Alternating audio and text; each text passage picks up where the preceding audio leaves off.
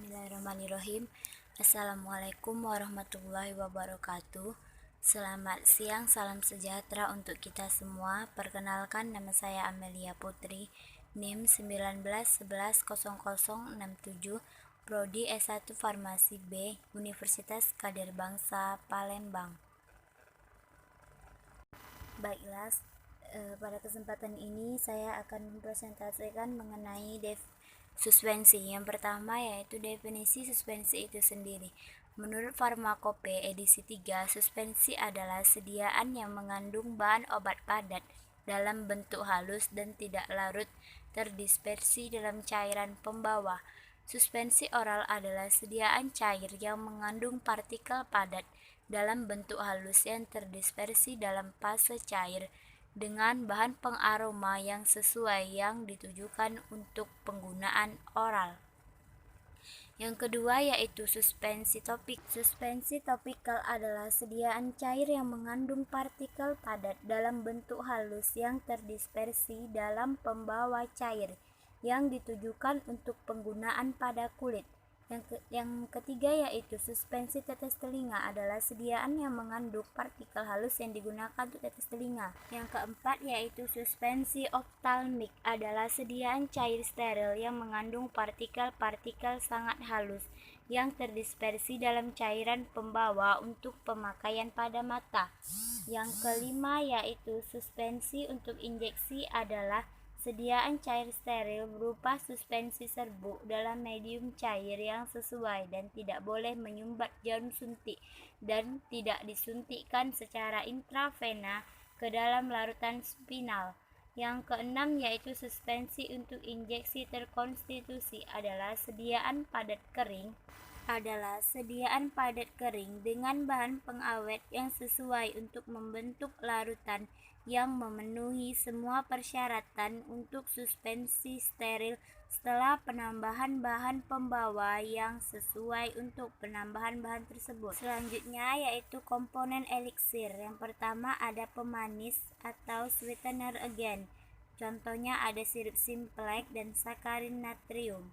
Yang kedua ada pengawet (preservatives). Contohnya adalah nipagin 0,18%, nipasol 0,2%, Na-benzoat 0,1%. Yang ketiga yaitu ada pewarna atau coloring agent. Contohnya ada tetrakin 0,01%, oleum citri 0,05%. Yang keempat ada pemberi rasa atau flavoring agent. Contohnya ada oleum rosae dan oleum mentha-piperate. Yang kelima yaitu bahan pensuspensi atau suspending agent. Bahan pensuspensi. Yang pertama ada golongan gom meliputi 1. Akasia, bahan diperoleh dari akasia.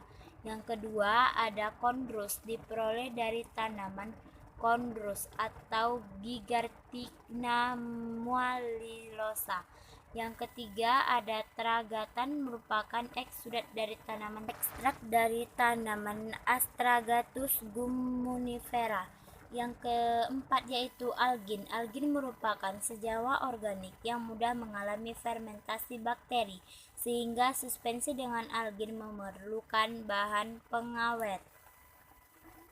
Yang B adalah bahan pensuspensi sintesis. Yang pertama ada derivat selulosa, termasuk golongan derivat selulosa, karboksimetil selulosa, hidroksimetil selulosa.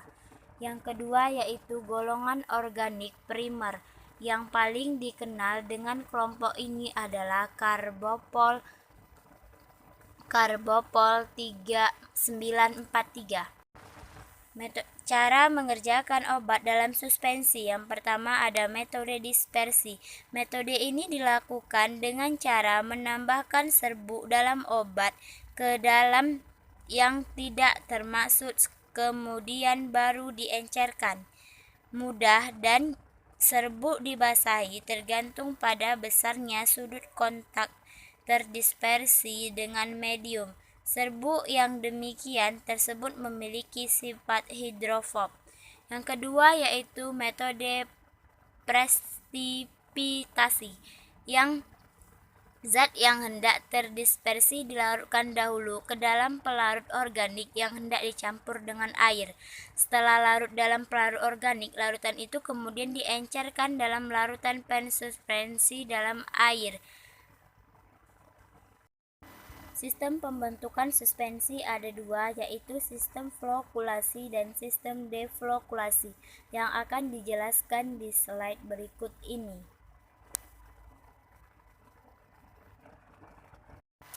Yang pertama yaitu deflokulasi. Partikel suspensi dalam keadaan terpisah satu dengan yang lainnya. Sedimentasi yang terjadi lambat, masing-masing partikel mengendap terpisah dan partikel berada dalam ukuran paling kecil. Sedimen tersebut lambat. Akhirnya, sedimen akan mempercepat kek yang keras dan sukar terdispersi kembali.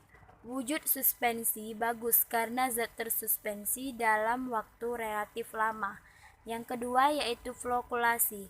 Artikel merupakan agregat yang bebas. Sedimentasi terjadi cepat, sedimentasi terbentuk juga cepat. Sedimen tidak membentuk kek yang keras dan padat dan mudah terdispersi kembali seperti semula. Wujud suspensi kurang bagus sebab sedimentasi terjadi dengan cepat dan di atasnya terjadi daerah cairan yang jernih dan nyata atau realita. Selanjutnya yaitu penilaian stabilitas. Yang pertama yaitu volume sedimentasi. Volume sedimentasi akhir sama dengan volume sedimentasi awal. Yang kedua ada derajat flokulasi. Volume sedimentasi akhir dari suspensi flokulasi sama dengan volume sedimentasi awal dari suspensi detekulatif. Metode reologi. Faktor sedimentasi redispersibilitasi menentukan perilaku pengendapan, pengatur pembawa dan susunan partikel. Yang keempat yaitu perubahan ukuran partikel digunakan cara Fresh-Straw Cleaning, yaitu suhu diturun naikkan sampai titik beku lalu dinaikkan hingga mencair. Selanjutnya yaitu faktor yang mempengaruhi stabilitas suspensi. Yang pertama ada ukuran partikel. Hubungan antara partikel, ukuran partikel merupakan perbanding terbalik dengan luas permukaan. Sedangkan antar luas penampang dengan daya tekan sangat berhadap, hubungan linier. Artinya semakin kecil ukuran partikel, semakin besar luas penampangnya. Sedangkan semakin luas penampang partikel, daya tahan ke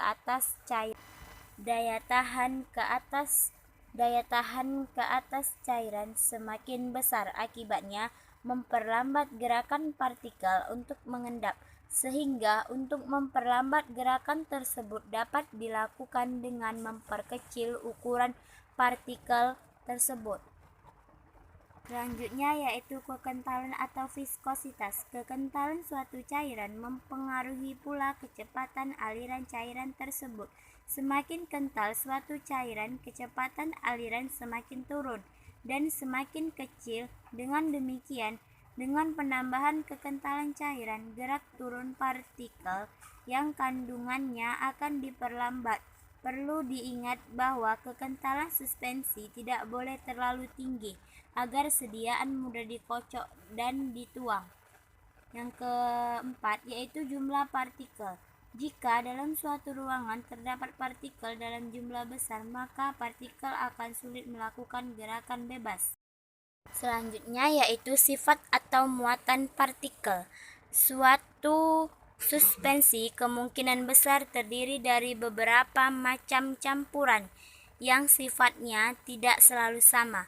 Partikel yang mengendap ada kemungkinan dapat saling melekat oleh suatu keadaan untuk membentuk agregalis dan selanjutnya membentuk suspensi cord. Peristiwa itu disebut caking.